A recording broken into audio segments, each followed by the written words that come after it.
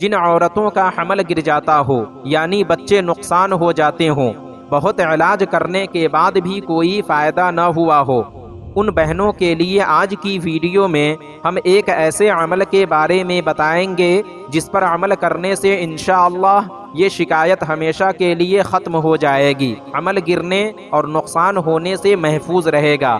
जिन औरतों के यहाँ बच्चे नुकसान हो जाते हों, उन्हें चाहिए कि एक काला धागा लेकर औरत की पेशानी से कदम तक नाप लें और फिर धागे की 11 तार बना लें। 41 मरतबा सूरह फातिहा बिस्मिल्लाहिर्रहमानिर्रहीम के साथ पढ़ें। हर बार सूरह फातिहा पढ़ने के बाद धागे में एक गिरह लगाते जाएं, यानी एक मरतबा सूरह फातिहा पढ़े तो धागे में एक गिरह लगा दें। इसी तरह 41 बार सूरह फातिहा पढ़ने में 41 गिरह हो जाएंगे और सूरा पढ़ने से पहले 7 मरतबा दरूद शरीफ पढ़ें। फिर 41 बार सूरह फातिहा पढ़ने के बाद 7 मरतबा दुरूद शरीफ पढ़ें और उस धागे को हमल वाली औरत के पेट पर बांध दें। इंशाअल्लाह हमल गिरने और नुकसान होने से महफूज रहेगा।